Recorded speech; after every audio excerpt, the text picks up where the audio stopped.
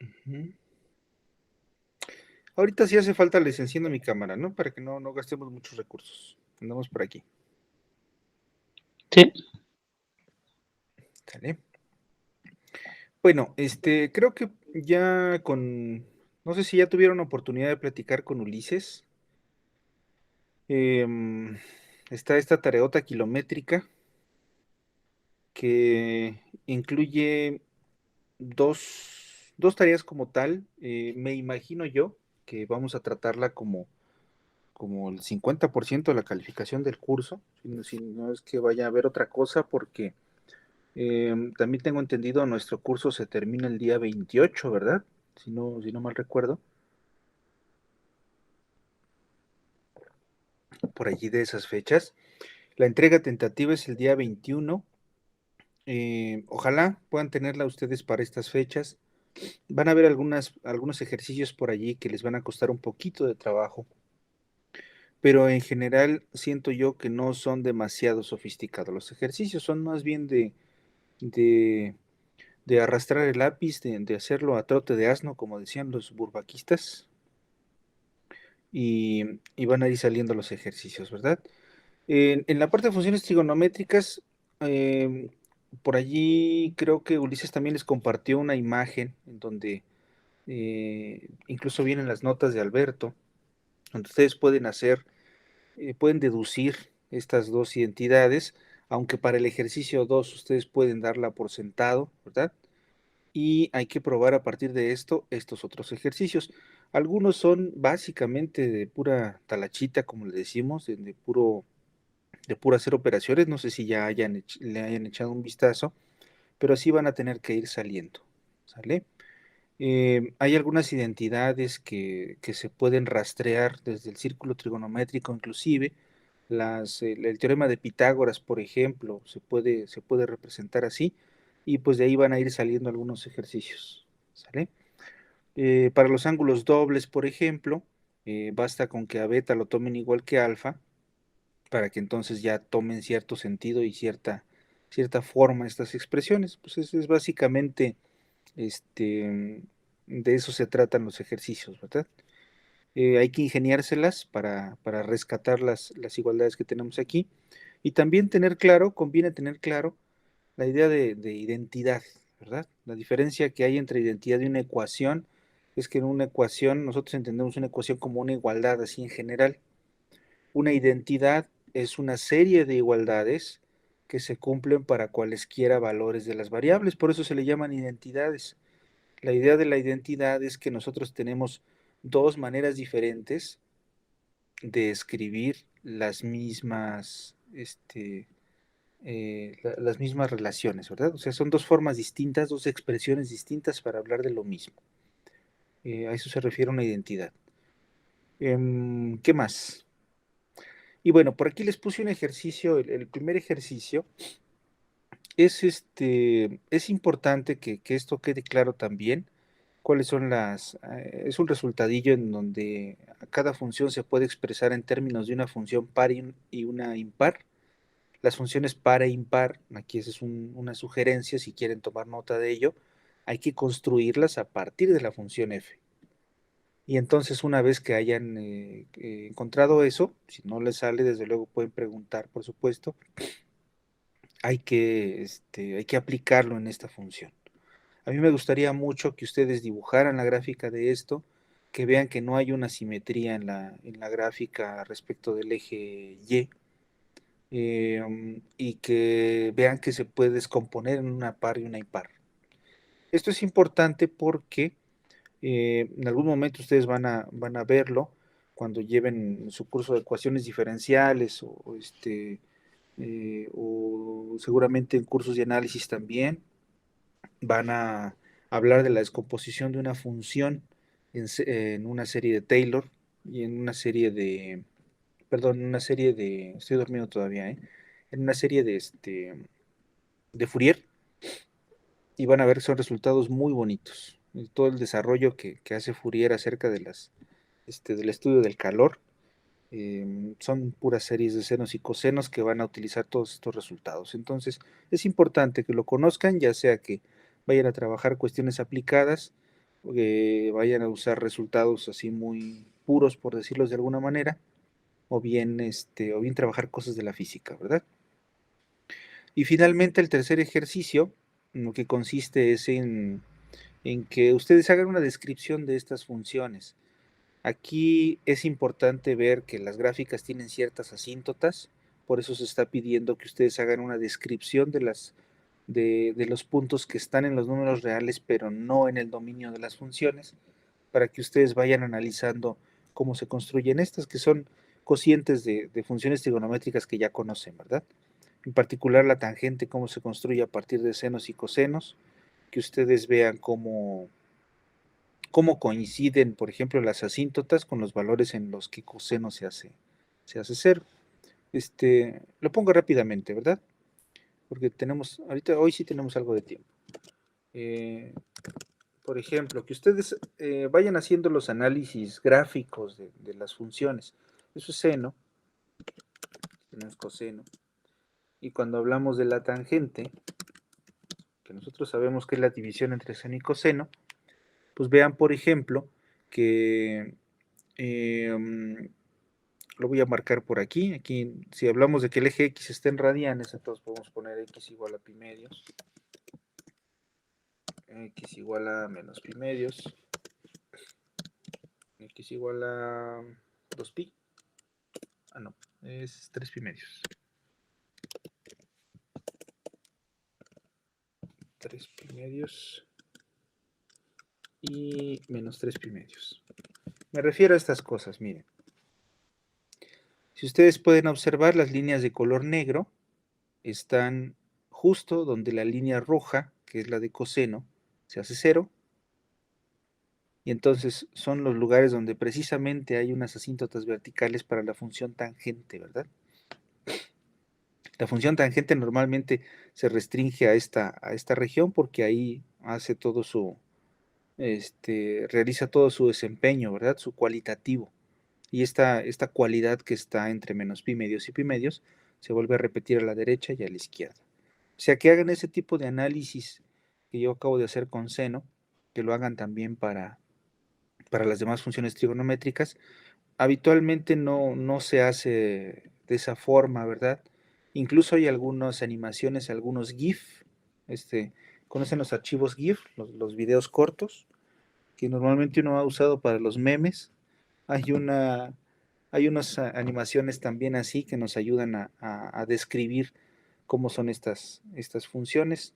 No me aventuro a buscarlo en la red porque ya lo verán ustedes, búsquenlo, por favor, vean cómo se construyen estas funciones y ya vayan ustedes haciendo sus descripciones de las gráficas, ¿sale?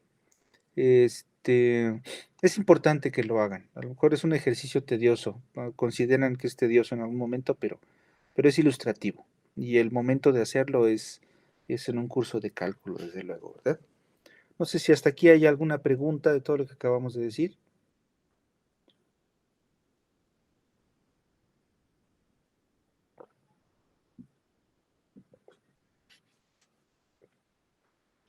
¿Están por ahí? No, no hay dudas. ¿No hay dudas? Ok. Bueno, sí, de eso se trata esa primera parte. Y bueno, no sé si ya también, ya la revisaron con Ulises, ya les platicó Ulises de la tarea. Sí, de manera muy general. ¿Sí? Ok. Bueno, pues también está la parte de continuidad, que básicamente es aplicar la noción de continuidad. Es una noción local, ¿verdad? La noción de continuidad se entiende así, es un límite alrededor de un punto, y pues hay varios resultados importantes que señalar. Valdría la pena, igual que se hiciera en un acordeón con los resultados que trató Alberto en sus notas, y pues que vayan viendo dónde se rastrean aquí, dónde se aplican en cada uno de estos ejercicios. Derivadas igual hay muchas cosas que son operacionales hasta cierto punto, pero donde me gustaría que pusieran más atención, al menos a nivel conceptual, es cómo se aplican los teoremas de la función inversa y el teorema de la función implícita, sobre todo para deducir las derivadas de las funciones inversas. ¿Sale? Pues sí, básicamente es esto.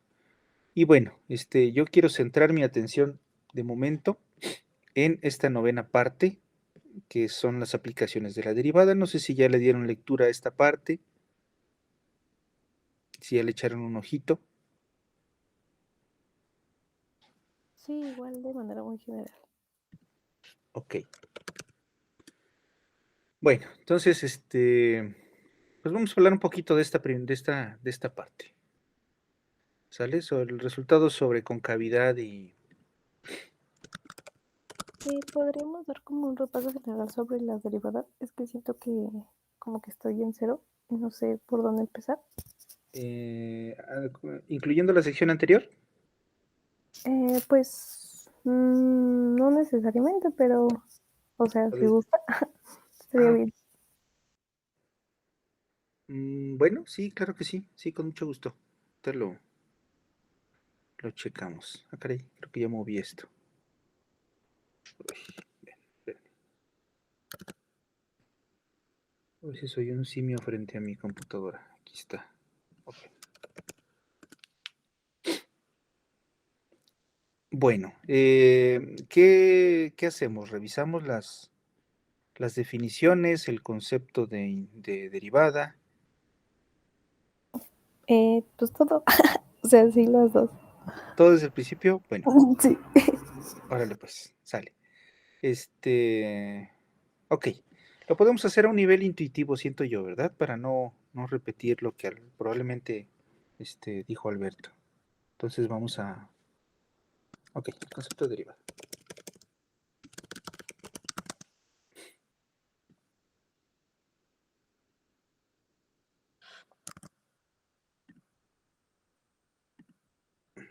Creo que está muy chiquito. Ahí está. Bueno, ¿qué es la derivada? La derivada normalmente la entendemos como... déjenme ponerlo en estos términos.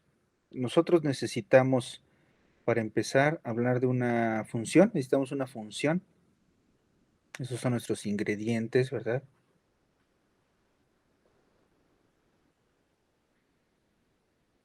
Tomen con reservas todo lo que les voy a decir, ¿eh? Alberto veo yo que es muy formal en sus resultados, entonces me gustaría que consideren esto que vamos a hacer como un complemento, ¿verdad? A lo que ha estado haciendo él. Aprovechando que tenemos pues aquí la pizarra, ¿verdad? Para hablar de la derivada necesitamos nosotros una función real que nosotros sabemos que la podemos considerarla de esta manera. Sabemos también que hay una región en los números reales, un conjunto al que le llamamos dominio de la función, y que allí están todos los valores de la función, donde la función tiene sentido o donde nosotros queremos poner nuestra atención, ¿verdad? Y que van a dar también a otra serie de valores que no sé cómo le haya llamado Alberto, me parece que fue la imagen o el rango, ¿verdad? O sea, digamos, es donde tiene efectos la función. Y vamos a considerar, para que las cosas tengan sentido, un conjunto abierto. Vamos a ponerlo U, un subconjunto del dominio, abierto. Ahorita les digo por qué abierto. Y además de eso vamos a necesitar un punto en ese abierto. ¿Sale? Entonces, cuando nosotros hablamos de la derivada de la función en ese punto, estamos hablando de este límite, ¿verdad? El límite de la función cuando analizamos qué pasa antes y después del punto, alrededor del punto, cuando h tiende a cero, ¿verdad? ¿Y qué demonios es ese límite? En lo que consiste ese límite es en lo siguiente, muchas veces se ejemplifica a través de una gráfica. No se predispongan con que yo dibuje el primer cuadrante, Saben ustedes que eso puede cambiar, ¿verdad? Y en términos generales, nosotros nos imaginamos nuestra función así. Esta es la gráfica de la función f de x. El dominio, cuando yo hablo del dominio, desde luego es alguna región por aquí en los números reales. No tiene que ser una región conexa, se le llama, o sea, en un solo pedazo. Puede ser una serie de puntos, puede ser un conjunto muy retorcido, tan retorcido como ustedes quieran. Eso puede ser el dominio de la función, ¿verdad? Es un subconjunto de los números reales. A eso nos referimos. Y para que yo pueda hablar de límite, necesito un abierto, ¿verdad? Vamos a pensar en un abierto fundamental, que es un intervalo. Déjenme lo pongo aquí. Piensen ustedes que tenemos un punto aquí y que este intervalo es el abierto, ¿sale? O sea, esta región de aquí para acá, ¿no? No quiero rayar mucho para no dejarlo muy feo el dibujo. Ahí está mi abierto, ¿sale? ¿Por qué necesito que sea un abierto? Bueno, porque el límite, lo que considera en términos generales, es lo siguiente. Ustedes se van a fijar en este valor de la función evaluada en el punto. O sea, todo esto tiene que tener sentido, ¿verdad? No puedo yo hablar del límite que permite construir la derivada si la función no está definida en este punto. Necesito yo, cuando hablamos de h nosotros lo pensamos como del tipo de números en los que pensamos cuando hablamos de epsilon, un número positivo, ¿verdad? Un valor positivo. Entonces, cuando hablamos de h, yo lo que estoy haciendo es moverme un poquito a la derecha o a la izquierda. Ustedes van a encontrar que también la definición de la derivada se puede poner en términos de esta expresión, ¿verdad? Pueden hablar de f de a menos h o de f de a más h, porque lo que quiere recuperar la derivada es cuál es el comportamiento de la función cerca del punto A. Y para hablar de cerca, nosotros podemos tomar este valor que voy a poner aquí, este valor, bueno, vamos a borrar esto. Este valor puede ser a más h si estoy hablando de la primera definición, o si me voy hacia atrás, este puede ser a menos h. La cosa es que esta distancia de aquí es lo que yo entiendo por h, o esta otra de aquí, ¿verdad? Entonces cualquiera de las dos formas tiene sentido. Entonces nos vamos a quedar con a más h de momento. ¿Sale? Y entonces, fíjense cómo está construida la división que nosotros tenemos aquí. Gráficamente, ¿qué estamos haciendo cuando construimos el límite de la derivada? Estamos hablando de que tenemos esta división sin el límite. La división como tal es lo que nosotros conocemos como velocidad promedio. ¿Sale? Ahorita les digo a qué me refiero con eso. Lo voy a poner así. Esto de amarillo nosotros lo conocemos como velocidad promedio. Cuando se habla de todo el formalismo de la derivada es para garantizar que lo que voy a hacer ahorita sea posible de hacer, ¿sale? Por eso hablamos de un abierto. Por eso no se consideran los cerrados, ¿verdad? Porque nosotros nos da la idea de que queremos intervalos cada vez más pequeños alrededor del punto A. Lo mismo que sucede con la definición de límite usando épsilos y deltas, ¿verdad? Las deltas que nosotros tomamos, perdón, con la continuidad o los límites, nosotros hablamos de abiertos, ¿verdad? Abiertos, abiertos, abiertos, porque no nos interesa lo que sucede en las orillas. Por eso no lo tomamos en consideración si nosotros queremos abiertos alrededor del punto, ¿verdad? Y bueno, ahorita les hablo también de por qué es un abierto. Esta altura que acabo de poner aquí es f de a. Si algo no queda claro en todo lo que les estoy diciendo, me detienen, por favor, ¿no? F de a es esta altura. ¿Vamos bien? Yo tengo una duda. Sí. Ahí donde puso el límite, cuando h tiende a 0, de f de a menos h, Ujú. menos f de a entre h, o sea, si partimos, digamos que de la definición de derivada de f de x menos f de a, entre X menos A. Ahí es como que le hubiera hecho, un cambio de variable, ¿no? Sí, exacto, se puede ver como como una especie de cambio de variable, incluso podríamos ponerle aquí un menos h, ¿verdad?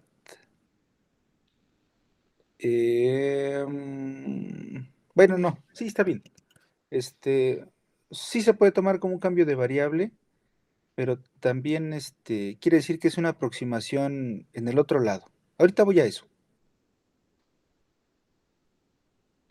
Ok. ¿sí? Ya voy, ¿eh? Ahorita van a ver a qué me refiero.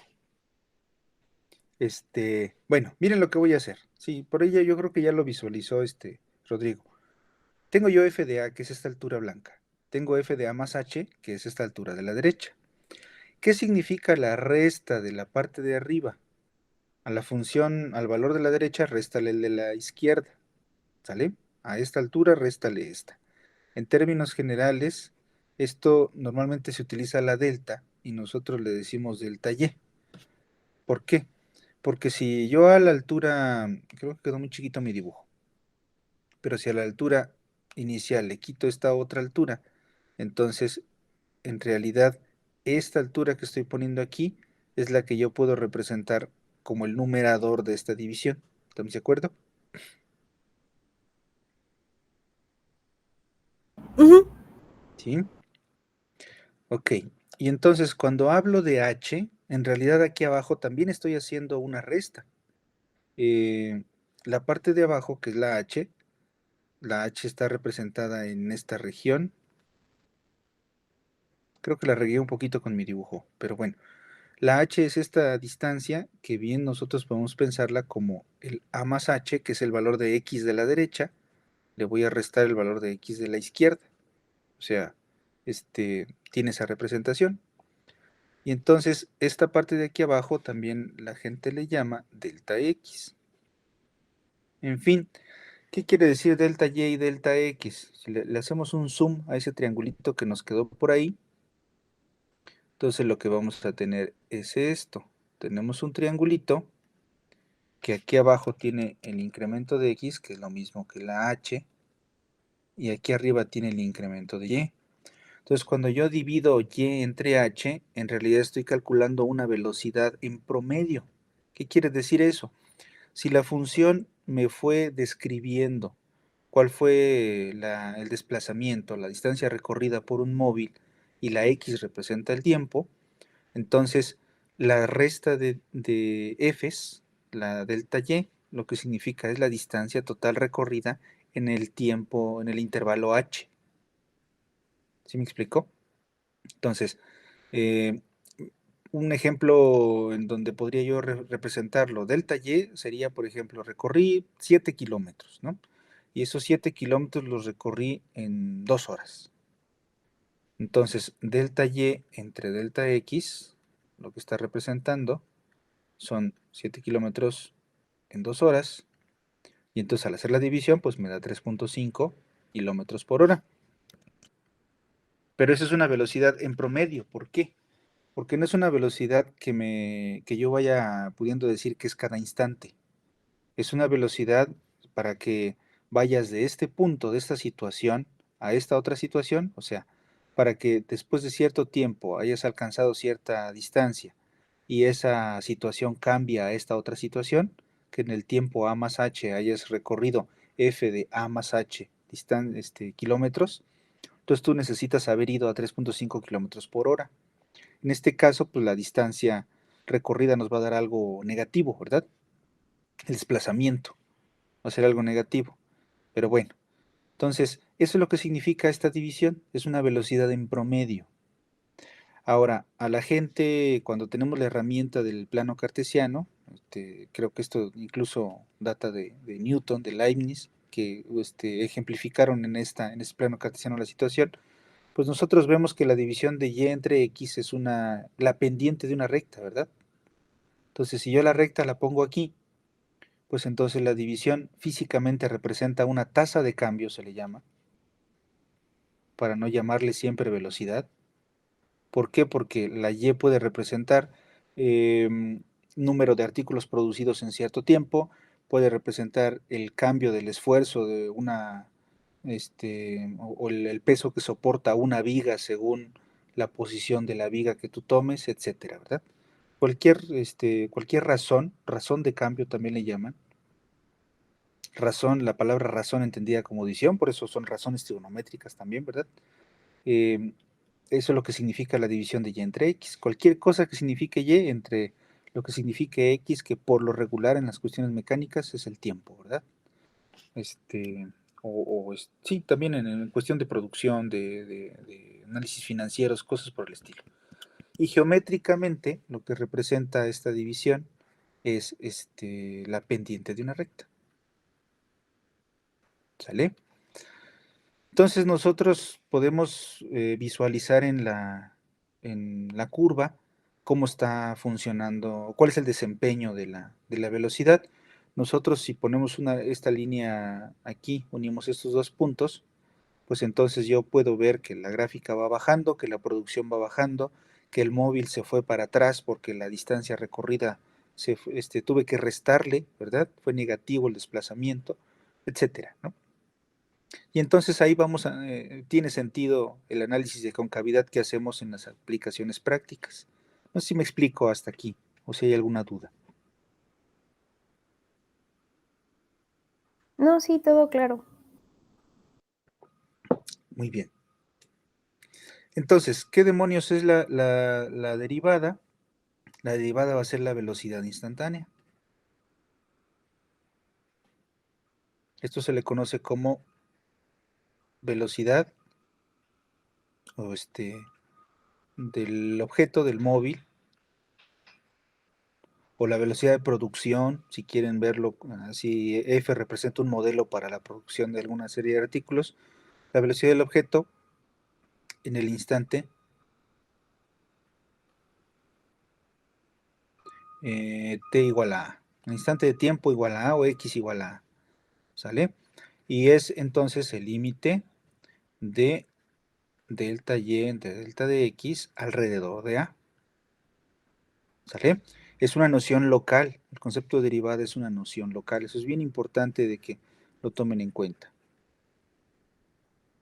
Noción local.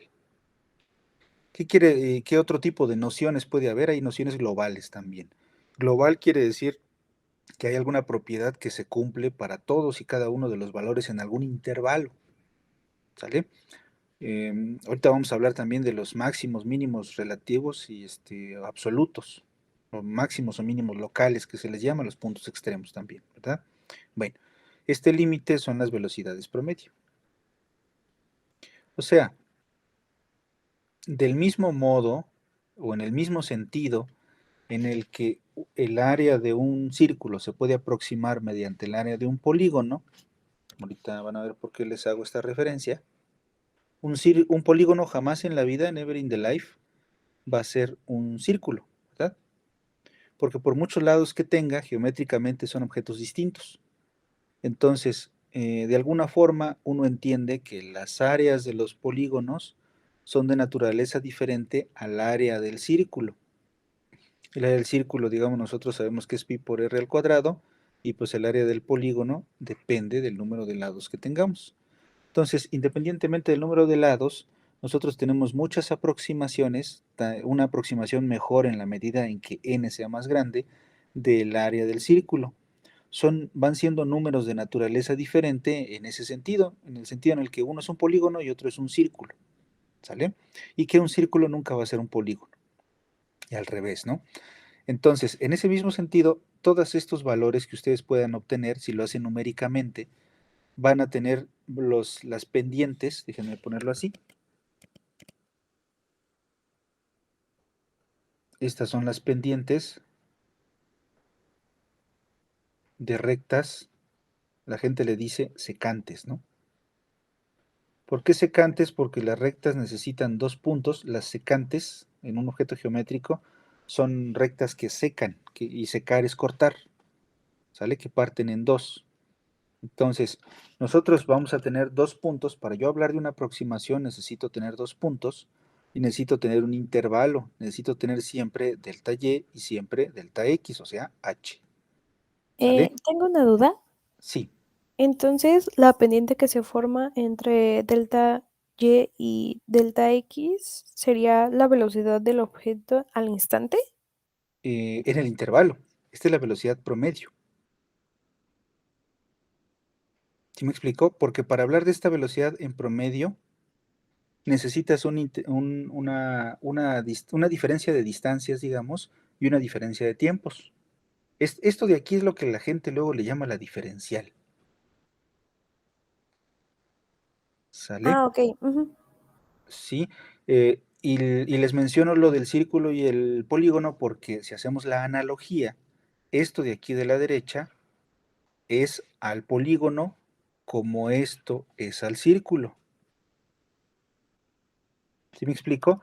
¿Por qué? Porque la derivada entonces, lo que vamos haciendo con la h es que la h yo la voy pegando cada vez más a la a y entonces voy teniendo rectas secantes que van cortando a la gráfica y que a lo mejor van tocando dos puntos, dos puntos, dos puntos. Creo que hice muy horrible mi dibujo, pero la situación es esta, miren. Si ustedes tienen aquí la a, tienen un valor de h determinado, ustedes tienen una recta secante y su pendiente es una velocidad en promedio. ¿Por qué? Porque para pasar de este punto a este punto, el móvil tuvo que haber ido a cierta velocidad en promedio para poder llegar de una posición a la otra. O sea, piénsenlo como estar en dos ciudades distintas. Estamos en Guanajuato y estamos en la Ciudad de México. No sé, son 400 kilómetros y te tardas 4 horas, entonces en promedio tienes que haber ido a 100 kilómetros por hora durante todo el trayecto si fuera en línea recta. ¿Sí me explicó? Sí. Pero Ujú. necesitamos hablar de una situación inicial y una situación final. Guanajuato y las 10 de la mañana, ¿no? Y aquí la Ciudad de México y ¿cuántas son? Las 2 de la tarde, ¿verdad? 4 horas. Entonces, la diferencia de distancia son 400 kilómetros. Y hay un cochinero ahí, pero creo que sí se entiende, ¿verdad? Y aquí son 4 horas. Entonces, en promedio, tienes que ir a 100 kilómetros por hora. O sea, es la velocidad a la que tienes que ir para llegar de un punto al otro, suponiendo que tu velocidad es constante, pero por supuesto tu gráfica te dice que la velocidad no fue constante, fue cambiando todo el tiempo. Ah, ok. Entonces, para saber a qué velocidad, y esa es la diferencia, tienes tú, no sé, por aquí en el Estado de México, antes de entrar a la división política con la Ciudad de México, tienes aquí un sensor de estos que luego les ponen la velocidad en la entrada, y entonces ustedes pasan hechos la mocha a través de este punto, que es una especie de meta que atraviesan la división política de la Ciudad de México, y el sensor les dice a 97 kilómetros por hora. Aquí no utilizaste ningún intervalo. El sensor, de alguna forma, en el instante en el que tú atravesaste o poquito antes probablemente, pero habla de que atravesaste un punto en algún momento y te midió esa velocidad. Bueno, esa es la derivada porque no necesitaste ningún intervalo, sino el sensor te está diciendo a qué velocidad ibas, a qué velocidad iba el coche en el instante A, en el instante T igual a A. Entonces, para nosotros poder hablar de eso, tenemos que mover este punto de aquí, que está separado a h unidades de tiempo de y entonces vamos hablando de recta secante, con otro punto, recta secante, recta secante, recta secante, y al final de cuentas, geométricamente, esto es una recta tangente. Y la noción de recta tangente es una recta que pasa peinando solamente a la gráfica en un solo punto. Si tú analizas la pendiente de esta recta tangente, eso es la velocidad instantánea. Y digamos, la pendiente de esta recta tangente es al área del círculo, como la pendiente de la recta secante es al área de un polígono. Hay muchos polígonos, hay muchas rectas secantes, pero solo hay un círculo y solo hay una recta tangente. ¿Sí me explicó? Sí, sí, sí, ya. Gracias. Sí, de nada. Pero eso es como el punto, ¿verdad? Esa es como que la idea de la noción de derivada. Y vean que para poder hablar de todo ese cotorreo, pues necesitamos todo el formalismo del que ya les platicó Alberto, ¿verdad? Eh, ¿Qué tiene que hacer alguien en matemáticas, un estudiante de ciencias? Pues hacer un análisis de cuándo es posible hablar de la derivada, qué tipos de funciones puedo yo tener aquí, puedo tener funciones escalonadas, qué pasa si tengo funciones solamente definidas en los racionales, tiene sentido hablar de este límite, bajo qué condiciones tiene sentido hablar de este límite, etcétera. Y ese es todo el análisis que nosotros hemos estado haciendo, ¿verdad? Todo eso lo hace Alberto ahí en sus notitas. Entonces, bueno, ya nada más pongo aquí, esto es pendiente, recta tangente. Y en este sentido, ya con esto acabo para no fastidiarlos, si ustedes se fijan en la función, en la gráfica de la función, y el punto de tangencia que lo comparten la recta y la gráfica, entonces, y ustedes ponen su atención alrededor de la gráfica, pues ustedes se van a dar cuenta de que la recta coincide en el valor f de a, ¿verdad? Pero se aleja un poquito en la medida en la que nos alejamos del punto. O sea, alrededor del punto A, la línea verde es la mejor aproximación lineal, o sea, a eso se les refiere, es la mejor aproximación a la recta, a la curva roja. ¿Sí se entiende esa idea? O sea, si tú tienes tu función, la gráfica de la función, y tú no quieres hablar de la función alrededor del punto, porque la función a lo mejor tiene una regla de correspondencia muy sofisticada, es un polinomio de un grado 7, tiene muchos términos, etcétera. No quieres usar eso, entonces tú puedes usar la gráfica de una recta, porque finalmente la diferencia entre un valor y otro, pues va a ser poquito alrededor del punto. Entonces, computacionalmente tú puedes estar utilizando esta línea, esta función. Si tú puedes dar la gráfica de esta función, esto va a ser una aproximación lineal para la gráfica en este punto. Si tú cambias el punto, por supuesto, tu gráfica va a cambiar porque la recta tangente ya va a ser otra. ¿Sale? Si lo quieres ver en este sentido también, pues aquí estos puntos te dicen cómo va cambiando la posición del objeto respecto del tiempo. Si esto es un análisis de de tu posición y tu tiempo en una montaña rusa, ¿no? Y tú sales disparado de la montaña rusa, que feo mi ejemplo, en este instante, pues tú vas a salir disparado en esta dirección. Eso es lo que dice la derivada. ¿Sale, vale? Sí, Entonces, eso es la derivada. Así entendemos nosotros la derivada. Y por ahí hay un libro muy bonito que hace una mezcla de aplicaciones con cuestiones formales. No es tan formal como un Spivak, por ejemplo, pero sí tiene cierto formalismo y también habla mucho de las aplicaciones. Es el libro de Stuart. No sé si lo conocen, si lo han visto. Me lo busco así rapidísimo. Es importante esto, ¿eh? ¿Por qué? Porque en últimas fechas parece ser que las cosas van hacia las aplicaciones y hay que saberlo, ¿no? Hay que saberlas hacer, hay que tener esa experiencia, ¿verdad? Independientemente de lo que ustedes vayan a hacer con su carrera, hay que saber las aplicaciones, o hay que tener idea de ellas. Es este libro, mire. Yo por ahí tengo la 7ª edición, es un tabicote, pero el libro trae muy bonitos ejemplos en relación con las aplicaciones de la derivada, por ejemplo. Y son aplicaciones prácticas reales, ¿eh? En muchos casos hay otro libro también que les recomiendo mucho. Morris Klein fue educador, matemático, físico, en Estados Unidos. Y este libro también es muy bonito. Tiene unos capítulos acerca de la diferencial. Yo les recomiendo que si hay un periodo intersemestral y ustedes quieren echarle un ojo, revísenlo por pura curiosidad. El capítulo veintitantos creo que es el que habla de la diferencial.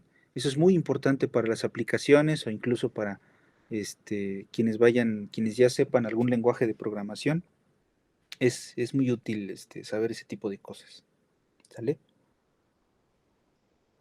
Los que están estudiando física ya ni se diga, véanlo, porque van a entender ese eterno pleito que tiene la gente entre las diferenciales, ¿verdad? Ya nada más escribo esto, ¿eh? No sé, la notación dy de x se debe a Leibniz.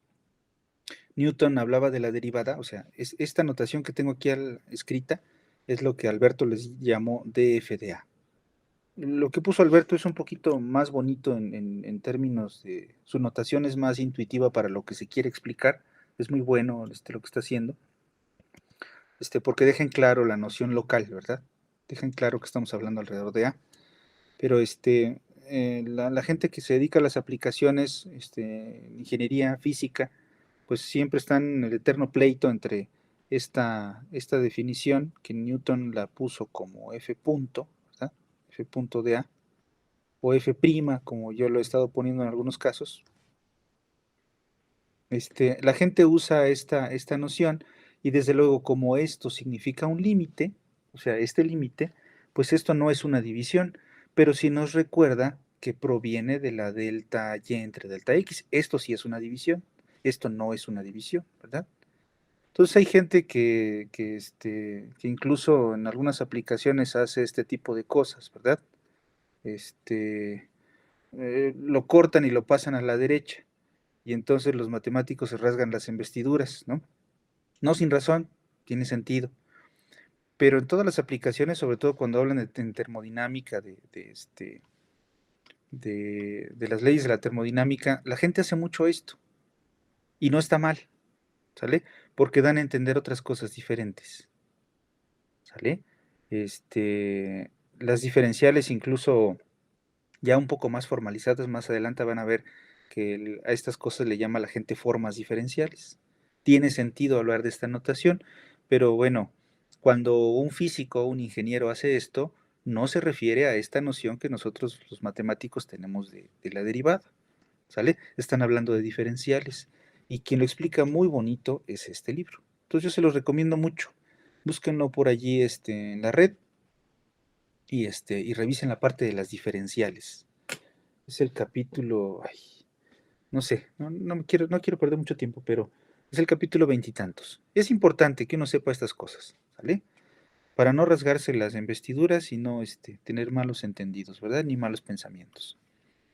Por ahí también hay otra visión del cálculo en donde sí consideran estas cosas como infinitésimos, le llaman análisis no estándar, donde tiene sentido tomar la parte de abajo y pasarla a la derecha, pero ya hay una formalización al respecto, ¿verdad? Pero bueno, es un comentario que lo tengo que hacer, ¿verdad? Porque luego la gente se avientan ahí un tiro entre ellos cuando están hablando de cosas diferentes, ¿no? Están viendo partes diferentes somos ciegos viendo partes diferentes del mismo elefante, ¿no? Bueno, ¿alguna duda, algún comentario aquí al respecto? No. No, muy bien. Bueno, ¿qué más? Sí, entonces podemos hacer un análisis cualitativo de las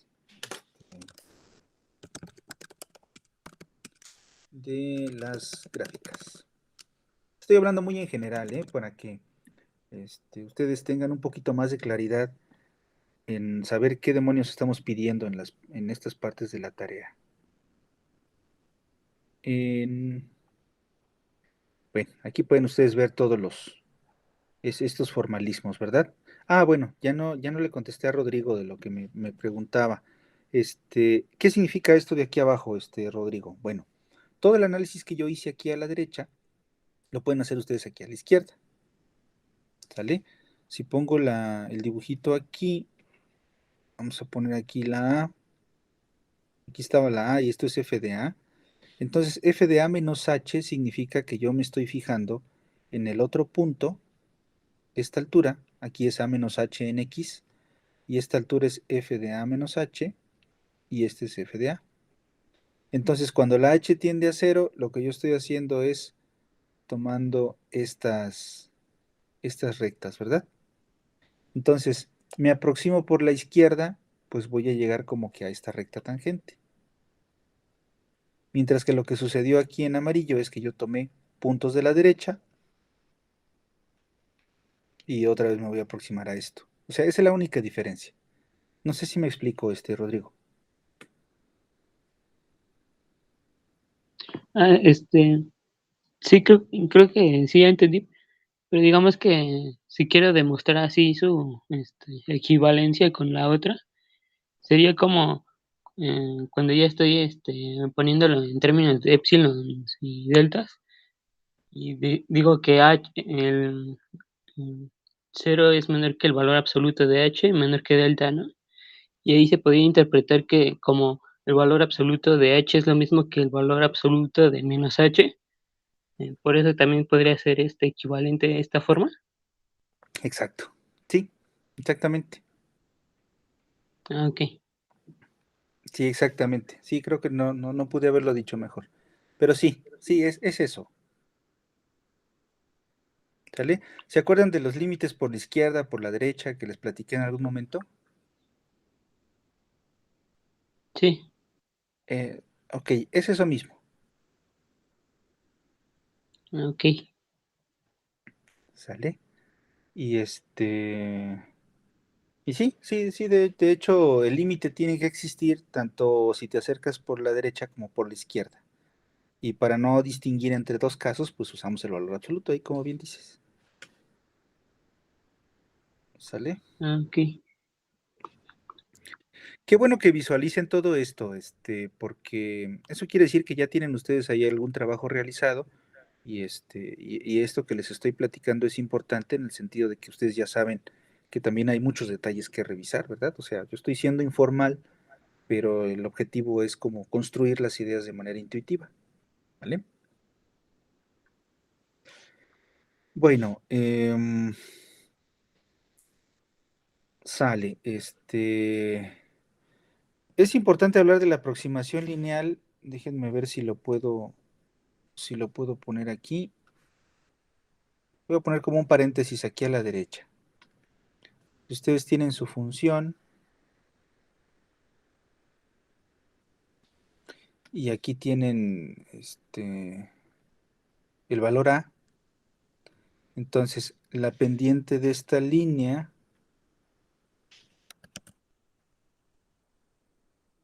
que pasa ahí peinando en la gráfica, la pendiente es lo que nosotros conocemos como la derivada de la función en el punto.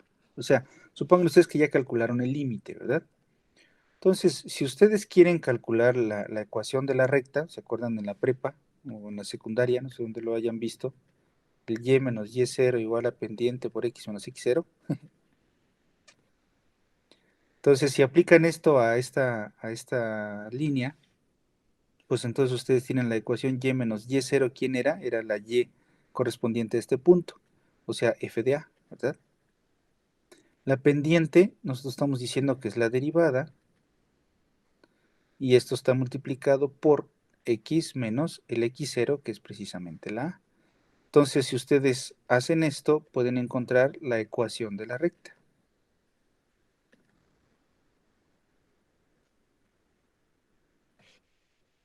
¿Estamos de acuerdo en eso?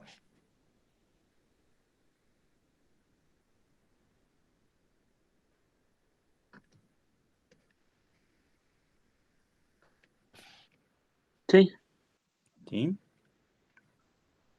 Entonces, esta es la mejor aproximación lineal a f de x en x igual a a. ¿Sale? O sea, van a haber algunos problemas, esos problemas son bonitos, en donde si esto fuese un 7, por ejemplo, entonces a lo mejor ustedes tienen por aquí, quieren calcular cuánto vale f de 7.1. ¿Qué quiere decir esto? Que quiero calcular esta altura, independientemente de cuál es la función, ¿verdad? Ustedes quieren calcular esto. pero a lo mejor la función es muy engorrosa, muy sofisticada, ustedes están programando algún algoritmo y utiliza muchos recursos en la memoria usar esta función, pues entonces calculan la ecuación de esta recta, que lo pueden hacer a través de la derivada, y en vez de evaluar la función en el 7.1, lo que evalúan ustedes es la recta, usan esta ecuación, o sea, y igual a la derivada en 7.1 multiplicada por 7.1 menos el 7, ¿no? O sea, evalúan en la recta. Y el valor que les da esto es una aproximación muy buena de la función y es finalmente con una función lineal. ¿Sí me explicó?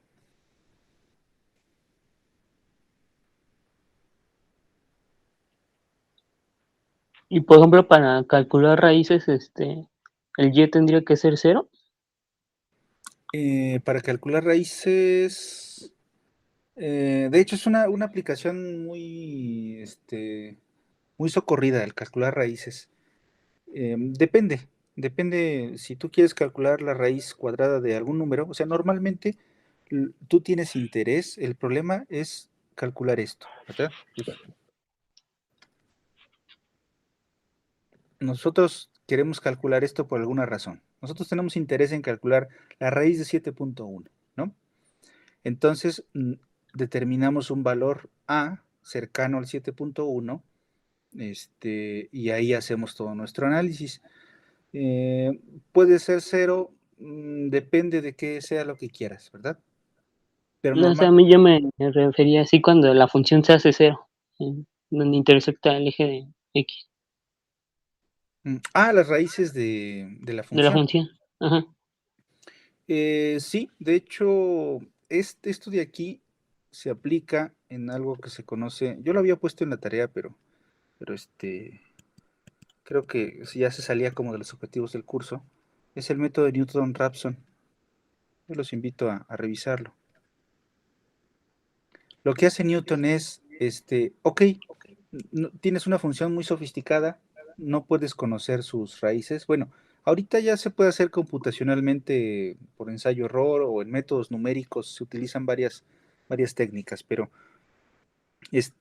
pues Newton, que no tenía estas herramientas, pues lo que hacía era, ok, tengo mi función, va a atravesar el eje en algún punto que no conozco, ¿verdad? Bueno, no le llamo A, vamos a llamarle R, ¿no? R1 de raíz. Y entonces lo que hago es fijarme en algún punto antes o después, ¿no? Y ahí es donde aparece el teorema de Rolle, el teorema del valor medio. Ustedes pueden tomar dos valores y saben ustedes que la raíz existe por ahí. De hecho, por ahí hay un ejercicio que yo les puse, respecto de eso, ¿verdad? ¿Dónde está? Sí, miren, usen el teorema de Rolle para probar que existe exactamente un valor en el cual el polinomio se hace cero.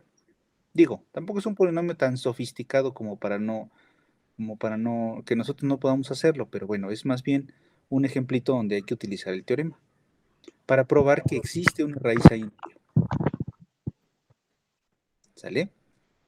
Entonces, eso garantiza que existe esta raíz, no la estoy calculando de momento, solo sé que existe. Entonces me fijo en puntos anteriores y entonces lo que hace Newton es calcular las derivadas y luego se fija en dónde esa línea intersecta el eje X y entonces se van acercando. O sea, tú vas encerrando a la raíz y vas obteniendo aproximaciones de la raíz. ¿Sale? Eso es lo que hace el método. Yo los invito a que lo revisen, como por cultura general, lo van a utilizar en algún momento, creo yo. Sobre todo, ojalá que ya pronto los que son de física puedan entrar a los laboratorios, pues ahí vamos a utilizar muchas veces el cuchareo, ¿verdad? Para nosotros analizar qué está pasando ahí en la situación real. Y cualquier información que nosotros podamos sacar de ahí es valiosa. ¿Sale? Pero bueno, esto ya es más bien de métodos numéricos.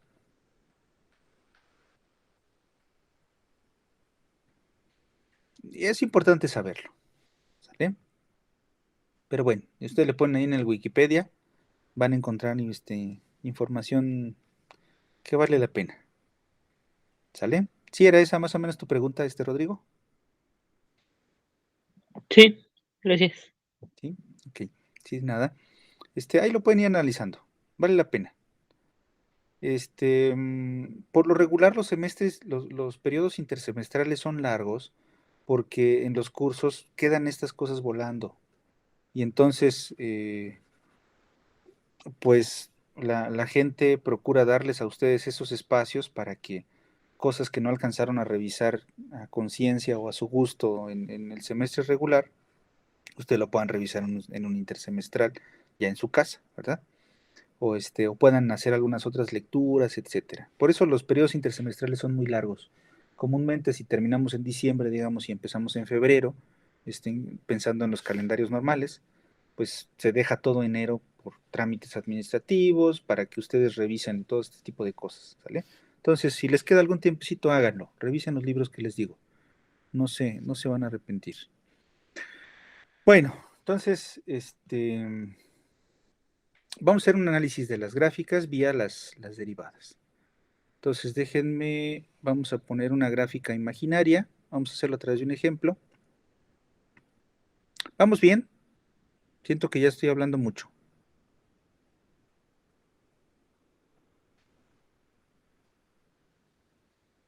Sí. No, sí, vamos bien. ¿Vamos bien? Ok. ¿Todavía me siguen? Y pues a estas alturas de la vida ustedes ya están súper entrenados, ¿verdad? Con al trabajo rudo y continuo. Muy bien. Bueno, vamos a poner una gráfica y vamos a ver qué tiene que decir la derivada acerca de la gráfica original. Esto que yo voy a hacer aquí es lo que me gustaría que hicieran ustedes con un ejemplo concreto, que es este de acá. ¿Sale? Aquí, por ejemplo, ustedes ya no le van a batallar con las raíces porque precisamente se les da el polinomio factorizado. Pero lo que quiero que hagan en todos estos pasos es el análisis que yo voy a hacer aquí ahorita para una gráfica, digamos, que yo me voy a inventar, pues, ¿no? Sale. Entonces, eh, la derivada me va a servir para yo poder hacer un análisis de este tipo de cosas. Hay algunas personas que ya no les gusta revisar las cosas de esta manera. Yo creo que es muy formativo. No les gusta porque dicen, bueno, yo ya tengo la computadora, lo puedo hacer, pero bueno, nosotros somos los especialistas y tenemos que saber de dónde salen las cosas, ¿verdad? Con pelos y señales. Bueno, entonces, eh, si nosotros tenemos esa función, si nuestra gráfica tuviera esa forma, no estoy poniendo el eje Y a propósito porque no me interesa de momento qué tan arriba o qué tan abajo está la gráfica, lo que me interesa es su forma, ¿sale? ¿Y por qué me interesa la forma? Me interesa la forma por lo siguiente. Si esto fuese la producción de algún artículo a través del tiempo para alguna fábrica, pues a mí me queda claro que el tiempo avanza de izquierda a derecha y que aquí la producción fue aumentando, que después de alcanzar un pico, bueno, pico, tómenlo en un sentido general, empieza a bajar y entonces como que aquí se estaciona, aquí vuelve a bajar, aquí tiene un mínimo y entonces luego vuelve a subir. ¿Sale? Entonces, no es relevante saber dónde está la gráfica, o sea, qué tan alto llegó o qué tan bajo, porque lo que importa es que aquí llega en algo, aquí alcanza un máximo local, se le llama, ¿no? Ustedes ya lo vieron con Alberto. Aquí se alcanza un mínimo local y aquí hay un punto de inflexión, aunque los puntos de inflexión son varios. ¿Sale? Ahorita vamos a ver en qué sentido. Entonces, estos tres puntos normalmente la gente les llama puntos críticos. A veces se abusa de la notación, se dice que el punto crítico es una pareja ordenada, porque pues es un punto en el plano cartesiano. A veces se dice que el punto crítico hace alusión al valor de la X en donde se alcanza, y hay gente que dice que es el valor de la Y. ¿Sale? Entonces no hay que perderse en esos detalles. Muchas veces se refiere, si nosotros hablamos de la pareja ordenada, pues ya, con eso ahí tenemos toda la información. ¿Sale?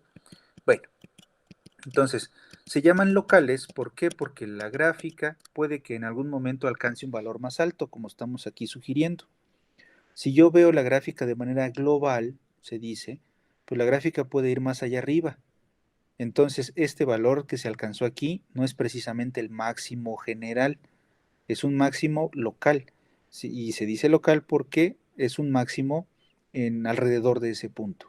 ¿Sale? Si tú te fijas si tú te paras allí, como nos sucede con nosotros cuando estamos ahí, no sé si se han aventado, por ejemplo, a darse la vuelta ahí al cerro ¿cómo le llaman el de Querétaro? Bueno, algún cerro, pues nosotros nos sentimos en la cima del mundo, ¿verdad? Porque pues nosotros miramos alrededor y alrededor vemos que el terreno está más bajo que donde nosotros nos paramos. Esa es la idea del máximo local, aunque desde luego no estamos en la cima del mundo, ¿verdad? No estamos en Monte Everest. Hay un lugar de la Tierra donde se alcanza un lugar más alto. Es más o menos esa idea, ¿verdad? Y bueno, aquí también, pues tampoco necesariamente estamos en el lugar más bajo, es un mínimo local. Si yo me paro ahí, pues siento que estoy en una depresión, ¿verdad? Hablando geográficamente, pero no quiere decir que por eso la gráfica va a alcanzar el mínimo allí. Esta gráfica puede venir más hacia abajo, como pasa con los polinomios, ¿vale? Entonces es la idea del máximo y mínimo locales. Y bueno, también se menciona este punto de aquí porque cuando nosotros estamos en un máximo local o un mínimo local, entonces la recta tangente se ve completamente horizontal en los dos casos. Entonces aquí también la recta es horizontal, pero si nosotros analizamos, pensamos que podemos encontrar los máximos y mínimos locales que son de interés para las aplicaciones, no necesariamente el hecho de que la derivada sea cero, aquí la derivada es cero, sí queda claro para todos, ¿verdad?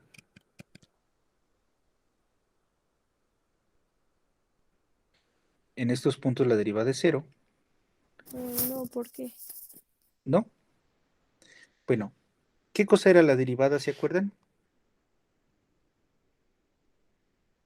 Gráficamente,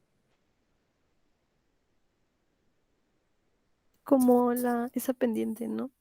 la pendiente, exacto, ¿verdad? Hice esa distinción. Hablé de velocidades, velocidad promedio y velocidad instantánea. Pendiente de recta secante y pendiente de recta tangente. Esas son las dos visiones, la geométrica cuando hablo de las pendientes y la física o la aplicada, digamos. ¿Vale? Entonces, si ustedes se fijan en las rectas que son horizontales, las pendientes de las rectas horizontales son cero. ¿Sale? Porque ¿qué cosa era la pendiente? La pendiente era una división. Era el cambio de y comparado con el cambio de x.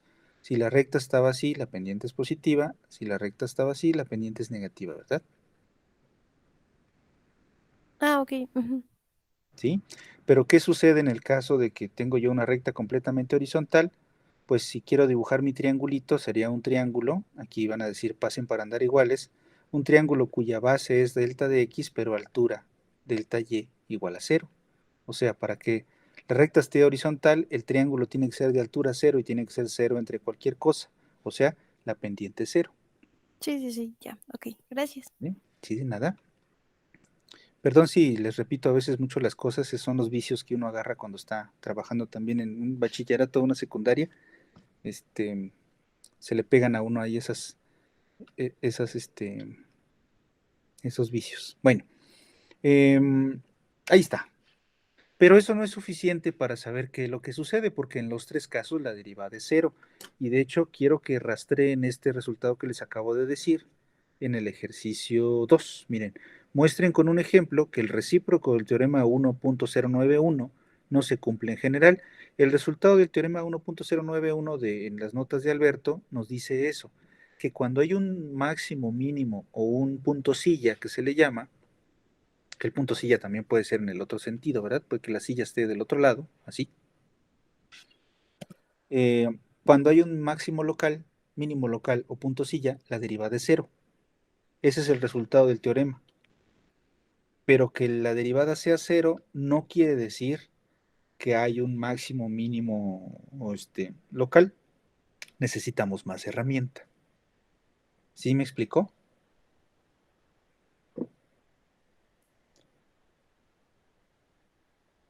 Sí. ¿Sí? O sea, una cosa implica la otra, pero no la otra implica la una. Eso es lo que quiero decir y que lo muestren con un ejemplo concreto. Les puedo poner esta situación. Piensen ustedes en una gráfica que haga esto. ¿Sale? Que eso sea f de x. Ahí la derivada en todos los puntos es cero, si se dan cuenta. Bueno, sí, exacto. Pero no por eso quiere decir que hay un comportamiento de la gráfica como este. ¿Sale? Ok. Ujú. Entonces, por eso vienen otros teoremas más adelante. Incluso aquí están enunciados, por acá los menciona Alberto. Es 1.096 y 1.097. Estos dos teoremas en realidad son dos criterios, por eso lo pongo aquí. Dichos teoremas se conocen como los criterios de la primera y la segunda derivada para extremos locales, respectivamente. O sea, este es el criterio de la primera derivada y este es el criterio de la segunda. ¿Sale? Bueno, vamos a ver qué pasa con la derivada. Sí, yo creo que sí, eso va a ser importante. Bueno, lo puse de rojo. Ok, entonces la gráfica es esa cosa azul, las derivadas son cero, ahí estoy graficando f, entonces permítanme en este siguiente plano cartesiano graficar las derivadas. Se pone bueno, ¿verdad? ¿Por qué? Porque vean, ¿qué puedo yo decir de la derivada cuando tengo esa función? Y a la derivada otra vez no le importa qué tan arriba o qué tan abajo está la gráfica. De hecho, los que llevaron algún bachillerato técnico recordarán que por ahí sus maestros los torturaban con la constante de integración, ¿verdad? La constante de integración lo que hace, a quienes hayan llevado un curso de ese estilo, es subir o bajar la gráfica, pero eso no le importa a la derivada lo que le importa es la forma de tu gráfica. ¿Y por qué le importa la forma? Pues porque las derivadas son las pendientes de las rectas tangentes. ¿Sale? Bueno, entonces voy a poner a este valor de xa, a este valor de xb y a este valor de xc. Y entonces en la gráfica original yo sé que las derivadas ahí valen cero. Entonces, en este plano cartesiano, en donde voy a dibujar la gráfica de la derivada, tengo que saber que aquí las derivadas son cero. ¿Queda claro eso?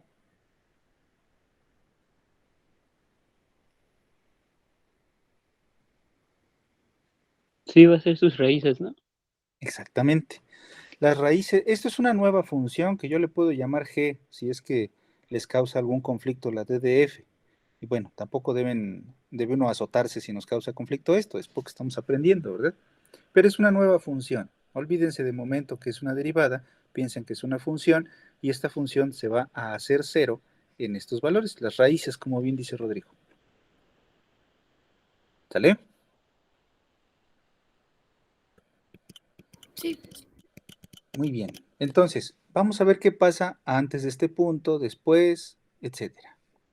¿Qué pasa con las rectas tangentes aquí en los puntos antes de la A? Pues bueno, si yo me fijo en las rectas tangentes, voy a tener rectas tangentes con pendiente positiva, que me da la idea de que la gráfica va creciendo. ¿Sale? Entonces, lo que aquí son pendientes, aquí a la izquierda van a ser alturas. ¿Sale? Porque lo que aquí valga la derivada, perdón, aquí, en este siguiente plano cartesiano, es la altura asignada a x.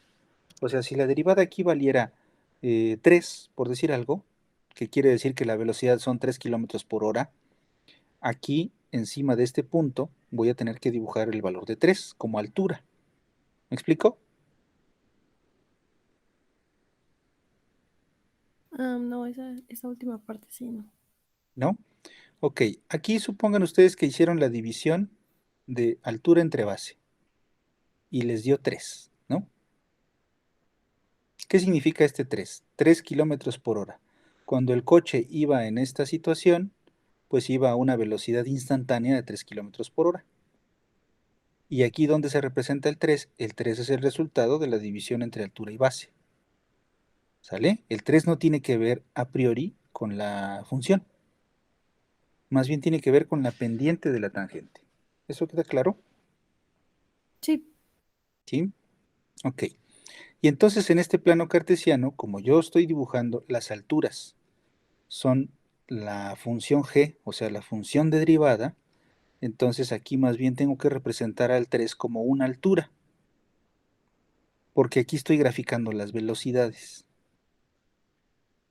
Ah, ok. Ujú. ¿sí? Y entonces, miren lo que va a pasar. ¿Qué pasa con las rectas tangentes? Como que la recta tangente se va haciendo cada vez más horizontal hasta llegar a ser horizontal. ¿Qué quiere decir esto? Pues quiere decir que la velocidad fue disminuyendo hasta llegar a ser cero, ¿ok? La velocidad fue disminuyendo hasta llegar a ser cero. Las alturas van disminuyendo, ¿sale? Ujú. Y seguimos haciendo ese análisis aquí a la derecha, entre A y B. Aquí las tangentes van a ser rectas que están inclinadas a la izquierda y las rectas inclinadas a la izquierda tienen pendiente negativa. ¿Por qué quiere decir que entonces las velocidades son negativas? ¿Sale? Pues esa idea nos da la gráfica, ¿verdad? De que va bajando, de que va disminuyendo la distancia recorrida. ¿Cómo puede disminuir la distancia recorrida? Pues porque te vas regresando. Tu velocidad la tienes que medir, pero ahora en el sentido contrario. Órale. Entonces, fíjense que la velocidad es negativa, negativa, por acá también es negativa, negativa, hasta que llega a ser cero otra vez en B. Entonces aquí las alturas tienen que ser negativas, negativas, negativas, hasta que se vuelven a ser cero. ¿Sale? Sí. Y aquí pasa algo bien interesante. Se dan cuenta que para llegar de un cero a otro cero, la gráfica tiene que hacer tiene que estar encerrando alguna parte. O sea, aquí la gráfica solo decrece, aquí decrece, llega a un punto de aquí de inflexión, se le llama, y vuelve a subir. Tiene que ser así a fuerzas. ¿Por qué? Porque estás hablando de los mismos dos puntos, o sea, es una especie del teorema de Rolle otra vez. ¿Sí lo ven?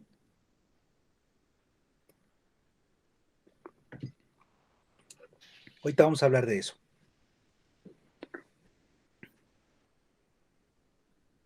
Bueno, entonces, ¿qué va pasando con la gráfica? Velocidad negativa, negativa, negativa. Ok, se volvió cero, ya se detuvo. Híjoles, qué bueno que dejó de caer. Changos, ¿no? Después de B, sigue siendo negativa otra vez. Ok, entonces lo que va a pasar aquí es que no se vuelve positiva en ningún momento y la gráfica vuelve a bajar hacia el negativo. O sea que nada más pasó peinando este punto. ¿Sale? velocidad negativa, hasta que vuelve a ser cero. Ok, se vuelve a ser cero. ¿Sale? Déjenme borro esto y lo pongo un poquito más amable porque si no se va a hacer un cochinero ahí.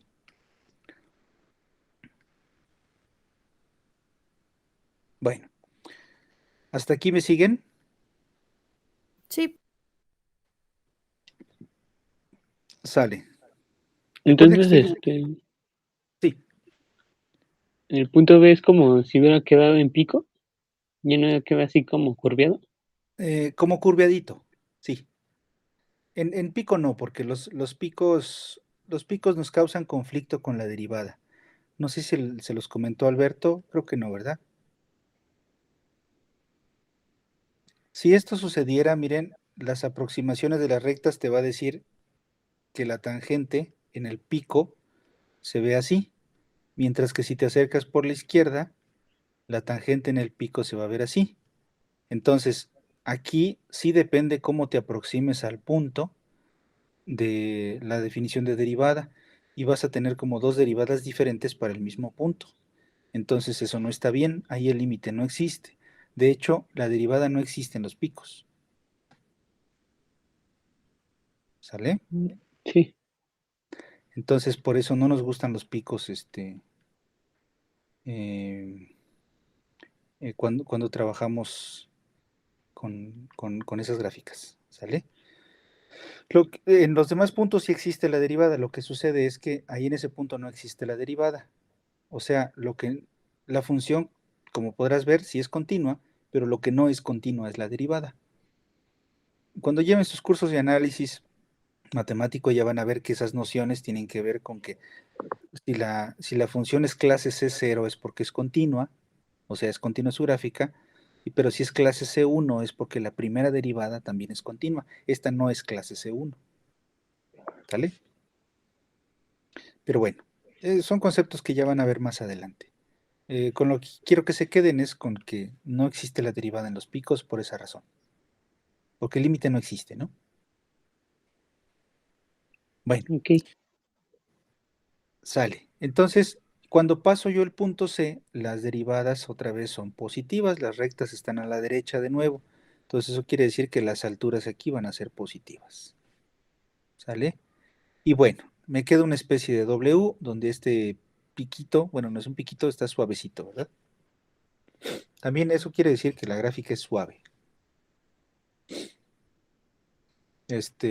Mis amigos ñoños, cuando algo estaba muy padre, decían que empezaron a decir que luego estaba suave y ya terminaron diciendo que eran clases C infinito, ¿no? O sea que todas sus derivadas son continuas, o sea que son suavecitas, ¿no? Cosas de ñoños, ¿no? En fin, ahí está la gráfica de la derivada. ¿Sale? Entonces, fíjense que aquí hay tres formas de ser cero.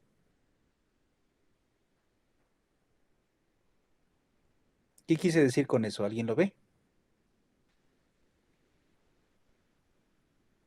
Aunque hay 3 puntos donde se hace cero, bueno, no se hace cero, sino que pasa por el cero. Pasa por el cero, pero puede pasar de tres formas diferentes, ¿sí lo ven? Ah, sí. Miren, puede ser cero si pasaste de izquierda a derecha y hacia abajo, puede ser cero si pasaste peinando, o puede ser cero si pasaste de izquierda a derecha hacia arriba. ¿Sale? O sea, si tú observaras, voy a utilizar esta parte y ahorita lo borro. La primera derivada se hizo cero, ¿no? En esos tres puntos. Pero hay diferentes maneras de hacerse cero. Puede ser que te hiciste cero así, te hiciste cero así, o te hiciste cero así. Y miren, esto precisamente corresponde al máximo, esto corresponde al mínimo, y esto corresponde al punto silla. O sea, no basta con que se haga cero, como yo les decía, hay que saber cómo se hace cero. Y entonces cuando ustedes hablan del criterio de la primera derivada, para distinguir un caso de otro, ustedes dicen, ah, la derivada pasó de ser positiva a ser negativa. O sea que si se hace cero y pasó de positivo a negativo, es porque hubo un máximo.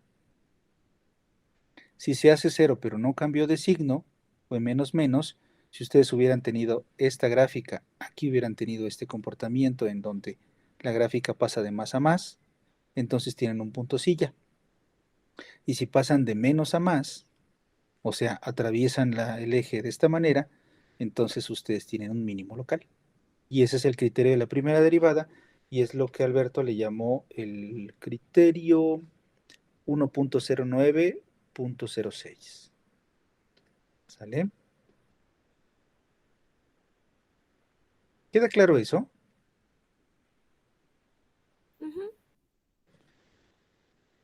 Y en el intervalo de C al infinito, bueno, ahí cuando dibujó el trazo de la eh, derivada, Ujú.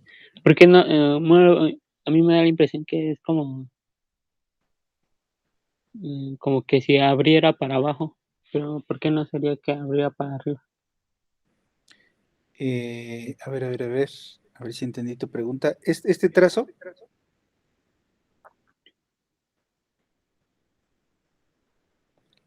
Ajá, a o partir del C a la derecha.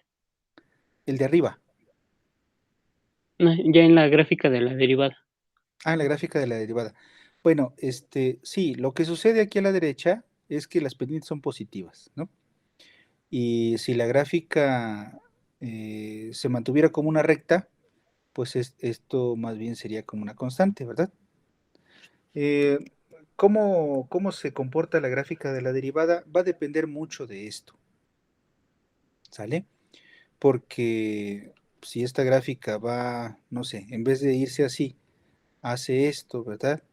O sea, alcanzó el mínimo y luego hace esto, o alcanzó el mínimo y luego crece mucho, pues entonces ese comportamiento lo vamos a notar aquí también en la derivada. Si fuese esta situación, por ejemplo, pues entonces probablemente esto sea así, porque la derivada se va haciendo positiva, pero luego como que va disminuyendo, ¿no? O se va acomodando en cierta línea horizontal o cercano a cierta línea horizontal, mientras que en este caso la recta se va haciendo cada vez más vertical y entonces la pendiente va creciendo mucho, entonces aquí puede ser que suceda esto. ¿Sale? No sé si me explico. Cuando una curva abre para abajo se dice que es convexa, ¿no? Ajá, exacto. Y cuando abre Eh, para arriba se dice que es cóncava, ¿no? Cóncava, exactamente. Sí, bueno, sí, vamos a eso. No, es que ahí es mi duda, ¿por qué, o sea, por qué ahí no lo puso como, no, ahí parece que lo puso como si fuera, Ah, ya, cóncava, no, convexa, ¿y por qué no lo puso cóncava? Ujú. exacto. Sí, bueno, son solo referencias, no, así mejor, ¿verdad? O así,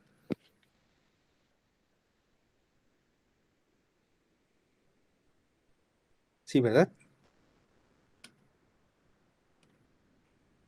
Ajá, Ok. Sí, eso es bien importante, lo que acabas de decir. Y ahorita lo revisamos. ¿Sale? Bueno, ¿alguna duda hasta aquí?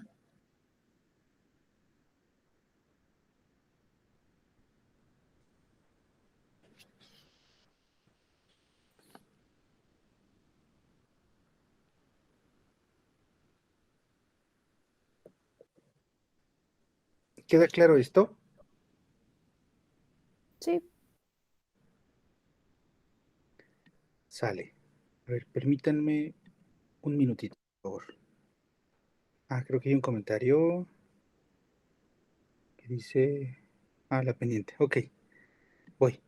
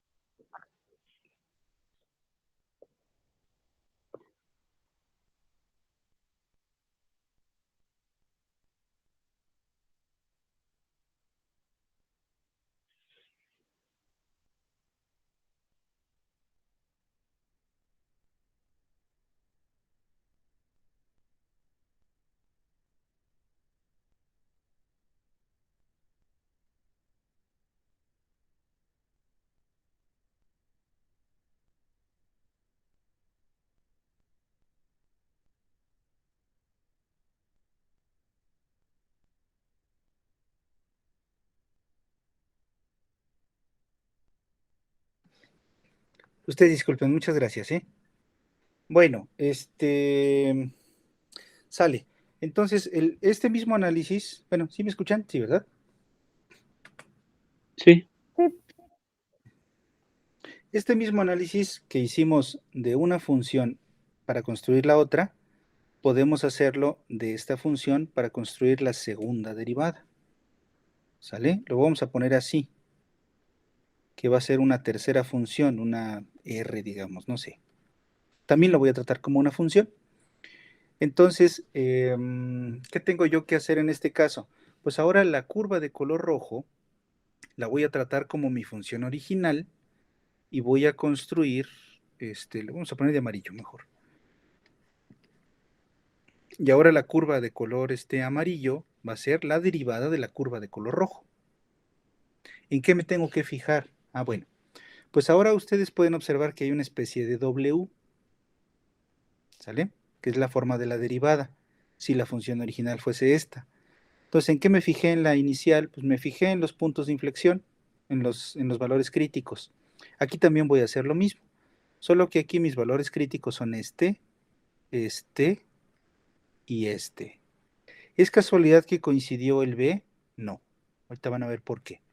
Aquí voy a tener un valor diferente al que le voy a llamar D. Y aquí voy a tener otro valor al que le voy a llamar E. Si los copio aquí abajo con D y con E, tengo que usar también el B. Y entonces ahí puedo hacer la gráfica de la segunda derivada, ¿verdad? Entonces, ¿cómo sería la gráfica de la segunda derivada? Aquí las pendientes son negativas. Entonces quiere decir que las alturas aquí van a ser negativas. ¿Queda claro eso? Sí, Muy bien. Aquí las pendientes son positivas. Quiere decir que aquí la gráfica va a ser positiva. Aquí la pendiente vale 0, me voy a ir al 0 y luego se convierten en negativas. Ok, me voy a las negativas, ¿verdad? Se vuelve 0 otra vez, me vuelvo 0 y luego aquí a la derecha van a ser positivas, entonces las alturas son positivas. ¿Sale? Y ya tengo la gráfica de la segunda derivada. ¿Queda claro eso? sí. Muy bien. Entonces, aquí tengo D, B y E, pero me gustaría seguir hablando de la A y ahorita van a ver por qué. La A está aquí y la altura que le corresponde es esta de acá. La C la voy a llevar para acá y la altura que le corresponde es esta de aquí. ¿Sale? Ahora quiero que observen lo siguiente. ¿Cuál es el signo para la C? En la segunda derivada es positivo. Positivo. Y aquí, negativo. Entonces, qué emoción, ¿verdad? Si ustedes tienen un máximo local, la primera derivada es 0 y la segunda derivada es negativa. Si ustedes tienen un mínimo local, la primera derivada es 0 y la segunda derivada es positiva. Si ustedes tienen un punto silla, la primera derivada es 0 y la segunda derivada también es 0. ¿Sí ven qué emoción?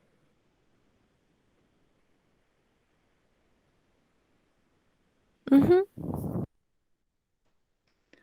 ¿Sí sienten emoción en su corazón o no?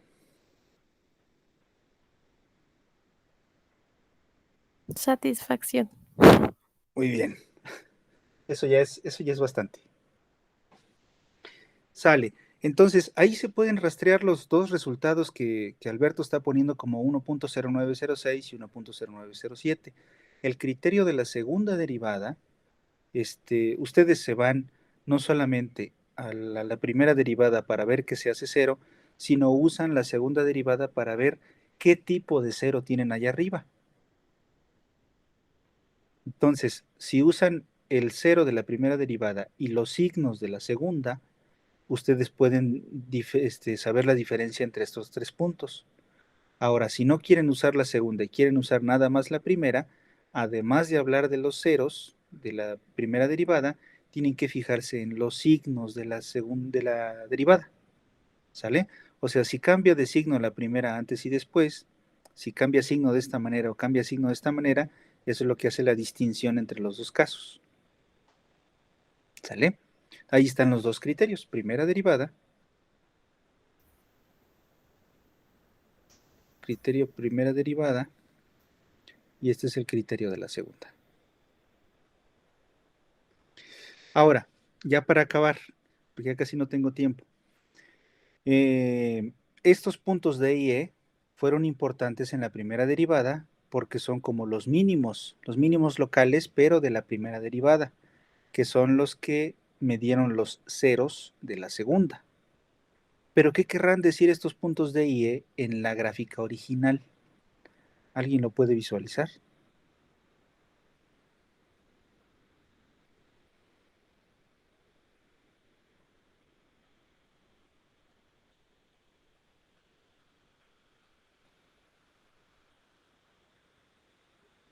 Cambian de concavidad, ¿no? Maldita sea, ¿verdad? Son los cambios de concavidad. ¿Sale? De hecho, todos estos puntos, verdes y amarillos, son cambios de concavidad. Verde y amarillo, cambio de concavidad.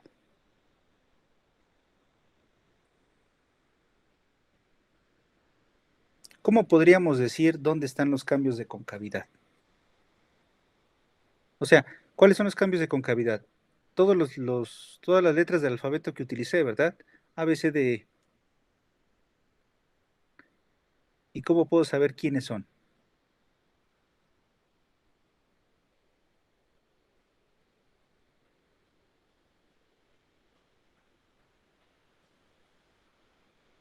¿Cómo supe quiénes son A, B, C, D y E? Pues A, B, C son los puntos donde la primera derivada se hizo cero. Y D y E, los puntos donde la segunda derivada se hizo cero. ¿Sale? En resumen, ¿dónde podrían estar los cambios de concavidad? Y ojo como lo estoy diciendo, ¿dónde podrían estar? Donde las dos derivadas se hagan cero. ¿Por qué? Bueno, resulta que la curva de color azul, si ustedes la parten en los puntos que yo puse, entonces la curva tiene una división cualitativa de esta manera. Déjenme lo pongo así.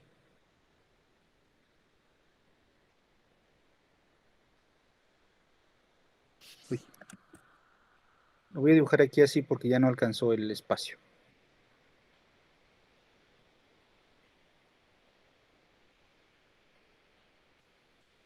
¿Se dan cuenta?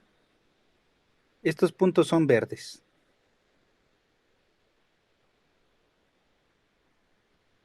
Son ABC. Y estos puntos son los amarillos. D y E. ¿Qué es un cambio de concavidad? Si ustedes se ponen, si ustedes estuvieran viendo una barda desde arriba y ustedes fueran este monito, ustedes aquí sienten que están dentro de la región porque esta curva encierra hacia donde están ustedes. Si ustedes ponen acá a una monita, la monita siente que está por fuera porque ve que la gráfica encierra una región que no es donde está ella. Ese es el cambio de concavidad. Si ustedes separan aquí el monito y aquí la monita, sigue sucediendo lo mismo, pero en esta situación, aquí quien está por dentro es la monita y quien está por fuera es el monito. ¿Sí se entiende?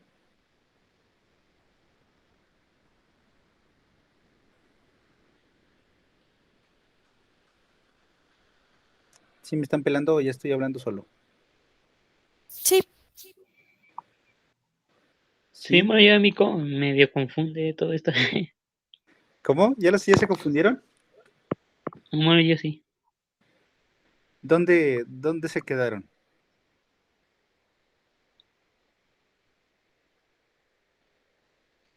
Bueno, es que como que todavía no entiendo eh, ahí a partir del intervalo, sea a la derecha de la gráfica de la primera derivada.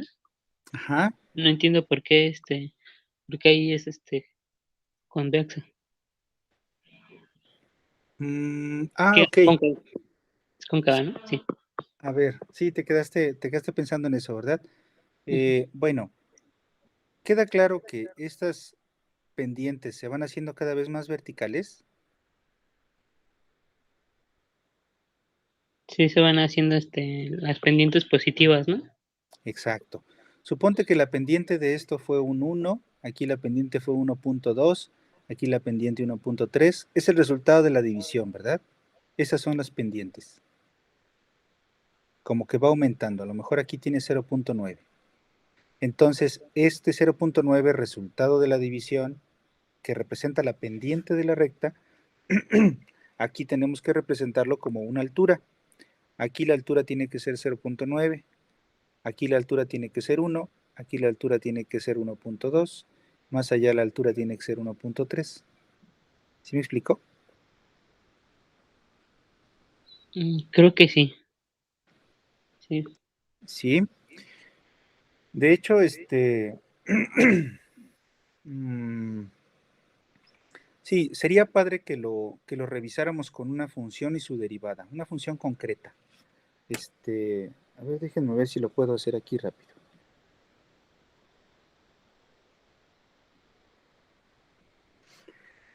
Déjenme ver.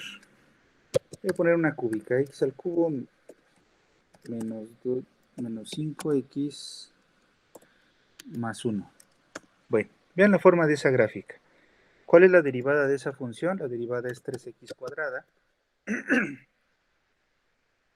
menos 5. Ahí está. ¿Dónde están los puntos de... ¿Dónde está el punto C, digamos? Es este punto como de por aquí, ¿verdad? ¿Dónde se hace cero esto? En y igual a... No, en x igual a raíz de 5 tercios, ¿no? Ahí está. Bueno, aquí donde la derivada se hizo cero es porque tengo un mínimo local.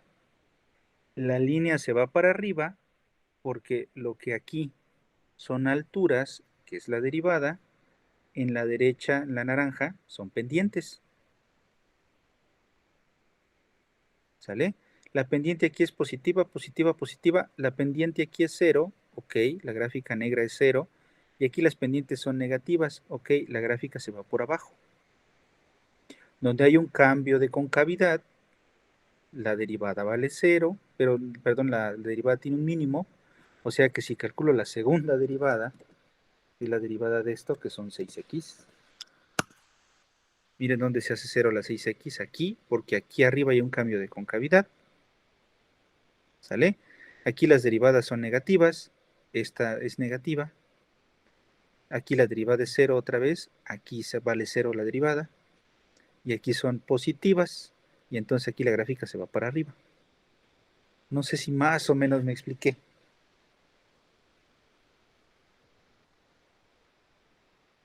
O te hice ya más bolas. Sí, creo que ya. ¿Sí? Sí, como que se invierten, por así decirlo, ¿no? O sea, en una es positiva y en esa parte la otra es negativa. Exacto. Sí, por eso la derivada, miren, vamos a quitar todo esto para no confundirlos. ¿Por qué la derivada tiene esta forma? Porque antes de, porque ¿dónde están los valores negativos para la gráfica marrón, la gráfica café? Miren, aquí las alturas son negativas. Después de su raíz son positivas y después de la raíz son positivas.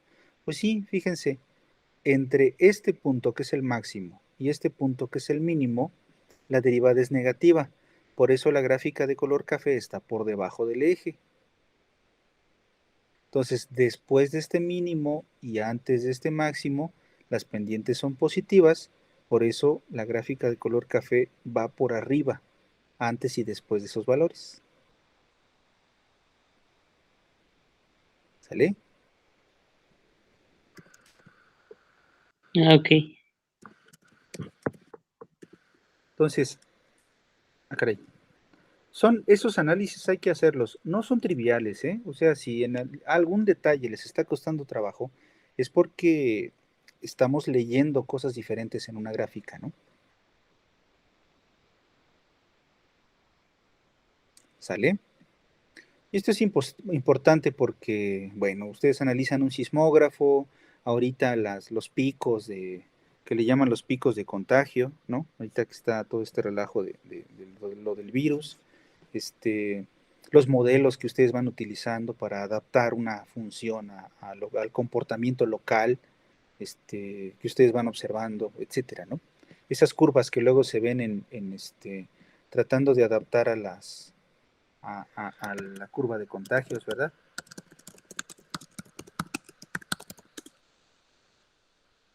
Que normalmente son modelos matemáticos, ¿vale?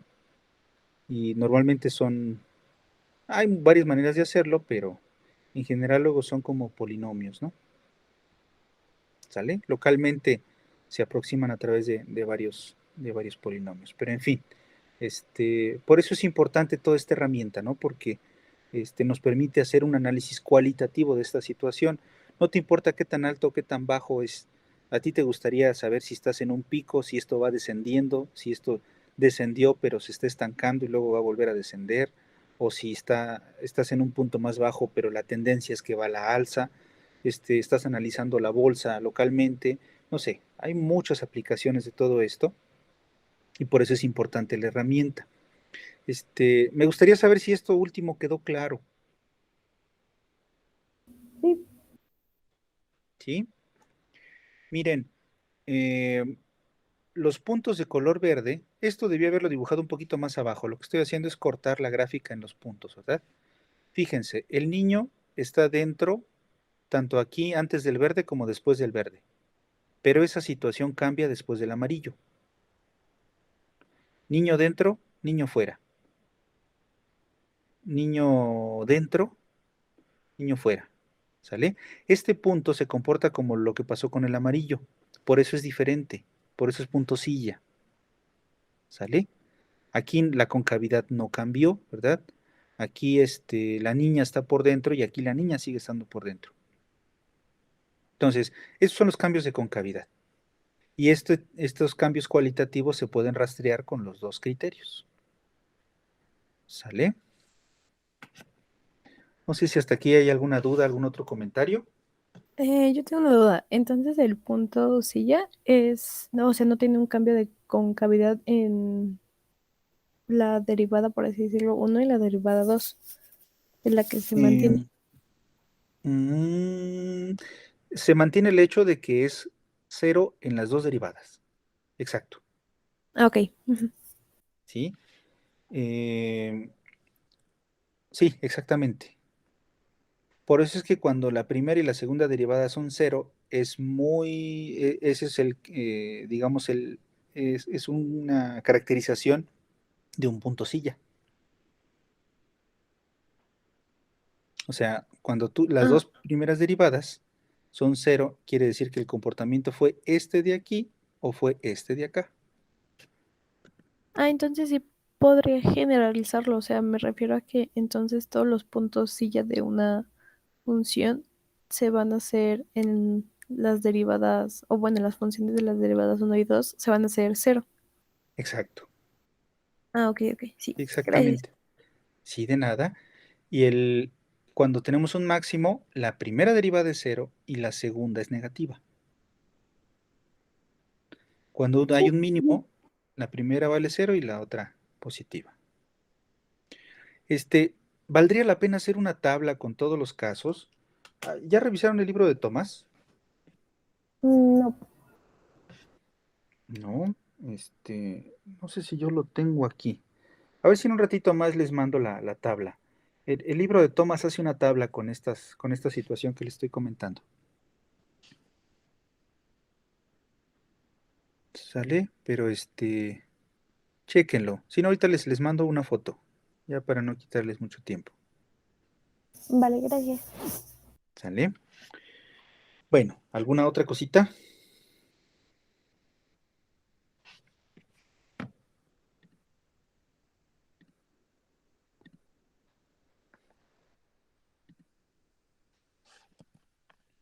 Creo que no, ¿verdad? Sí, creo que por el momento no. Está más o menos claro.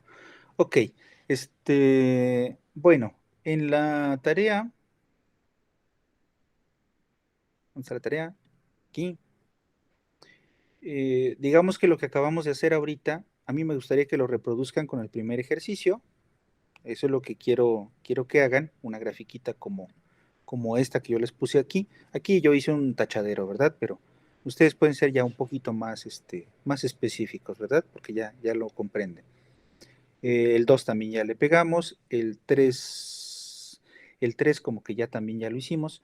Y luego todos los demás, del 4 al 7, no, del 4 al 6, son puras aplicaciones de todo esto. La siguiente clase, creo, en principio nada más me quedaría el siguiente sábado, salvo que Alberto nos pueda ceder alguna de las sesiones o Ulises.